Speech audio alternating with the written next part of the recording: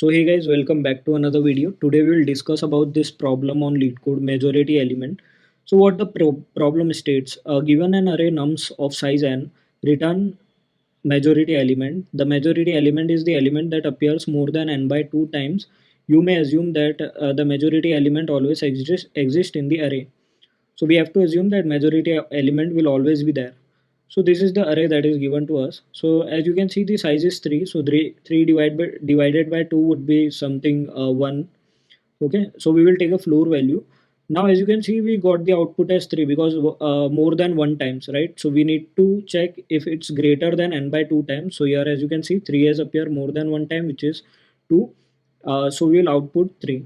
Here you can see we got the output as 2, right? Because 2 appears, the length of the array is uh, 7 divided by 2, which will be approximately 3. uh, and 2 appears more than 3 times, which is 4, right? So we got output as 2. Now what are the things that we can do to solve this question, right? So let's try to check. So first thing what we can do, let me write the array first.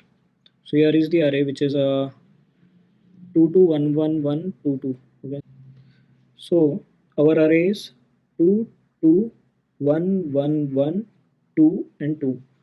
Okay, so as you can see, what we can do first, brute force approach that we can use is we can use two for loops. One for loop will so what we will do, we will first start from the first element. We will use this element as the starting point, and we'll check in the array where this 2 is appearing, and will increase the count for the 2. And if that count is greater than n by 2, which is the size of the array, then we will return that element, right? That is the first approach. So in this approach, what we will do, we will use two for loops, one for checking this element, then we will check the second element, then third, then fourth, and this goes on. Whenever we get any element which is appears more than n by 2 times, we will just return it, right? So in this approach, we will use two for loops. So as we will be using two for loops, so our time complexity will be n square, which is not good, right? So what other approach we can use? Let us check that. What other approach we can use here? Yeah. So one approach that we can use is of course hash maps. So what we will do, we will create a map of the integers that we have. So what we will do, we will create a map. So here is our map. Let's assume this container is our map. So we will store 2 and 1.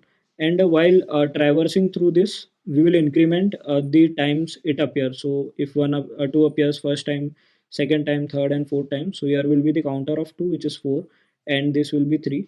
Then we will iterate through this hash map, and so this is our hash map. Okay, and we will iterate through this hash map and check these key values, that if it is greater than n by 2, which is n 7 by 2 equal to 3. So is this greater than 3? Of course it is. So we will return that key. So we will return 2. So this will be our output as 2. But here we have two loops, right? This is the one loop that we will be traversing through the array, and the second loop is traversing through the hash maps hash map, right? So if we assume that this takes n log n time, and this takes n, so this whole procedure will take order of n time complexity, right? So even this is not good, right? So we can improve this. So the last thing that we can use to improve this algorithm is, let me just erase this first. Okay. So one more thing, that I have implemented the hash map. As you can see, this is the code for the hash map. Here is our hash. This is the for loop that we will be using to iterate through the array and increase the counter in the hash map. As in JavaScript, you can see that we have used object as an hash map. What this means is, if hash map have undefined value, then use 0, otherwise use +1 with whatever existing value it has, right? And if it is defined, if it has some value, then it will use that value and do +1 on that. Then we will use key in hash. We will iterate through the hash. So if hash key is greater than nums dot length divided by 2, we will return that key. So that was the implementation for hash map. So what will be the optimal solution for finding the majority element in this array? So we will be using this algorithm known as Moore's voting algorithm, right? So what this algorithm states is the whatever the majority element is in n by 2, if we want that element to appear more than n by 2 times, it will always be the last element that will be remaining if we maintain a counter to cancel out elements each other. So what do I mean by that? So what we will do, let me try to explain this. So we have this array 2, 2, 1, 1, 2, and 2. So we will maintain a counter which is count and the element as, so it will store the element and this will be the counter which will be 0 initially. So let me give this the indexes 0, 1, 2, 3, 4, and 5, and n by 2 will be 7 by 2, which will be 3 if we took the floor value. So it, whatever element that is appearing should be greater than 3 times. Okay, so we will maintain a counter. We will start from this position which is 0th index and go forward, right? So first we will store 2 at 0th index, and we will check if the next element is the same element as the 2. If it is, then we will increment the counter to 1 and we will keep element as same. Okay, now we will check for the next element. Is it same as the element that we have stored? It is not. So what we will do, we'll decrement the counter to 0. So from year to year our loop has run. Now as it has become 0, what we will do, we will again store we will check the next element. Is this same? It is not. So what we will do, we will increment the counter to 1 and store 1 as our current element. So we are starting again from here. Okay, so after this we will check for the next element. Is this same as we stored in the element? It is not. So what we will do, we will decrement the count. We will decrement the count and we will check for the next element.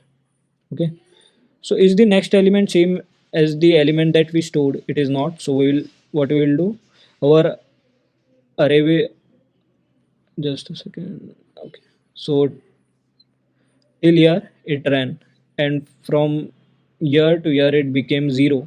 From year to year it became 0, right? So again it became 0, right? So we will start again from here. Now you can see that our last element that is remaining is 0. So we'll cancel out this element as it is not equal to the element that we stored and the count is 0. So we will update the count to 1. So now you can see the last remaining element is 2. So we will return 2. So this is the majority element in the array which is appearing more than n by 2 times. If, like, if suppose we have 2, 2, 1, 1, and 3, 3. So here if you argue that we have this count element, we will have counter, right? So it will increase here, it will be 0, then 1, then 1 will get decremented, it will be 0 again, then here 1, then 1 will get decremented again as this element is not similar to the element that was previous element. So it will be 0, then 1. So as you can see here, we will get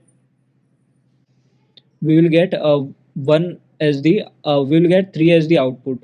But you know what, the question mentioned that you have to assume that you may assume that the majority element always exists, right? So there won't be this condition that where uh, we will get given an array where there will be no majority element. So we don't have to take this in we don't have to take this case into the mind, right? So let's take a look at our code for the majority element using Moore's voting algorithm.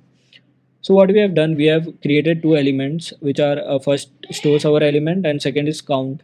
So we have used for loop. Okay, so in this for loop what we have done, we are iterating through nums array. If count double equals to 0, what we will do, we will, if count double equals to 0, it means we are starting again and counting again. So the element will be nums of I and we will do count plus plus. Else if nums of I double equals to element, which means the current element is equal to the previous element, so we'll just do count plus plus, and if it is not, then we'll do count minus minus. At the end, whatever element that is remaining in the element variable, we will just return that. So let's try submitting it.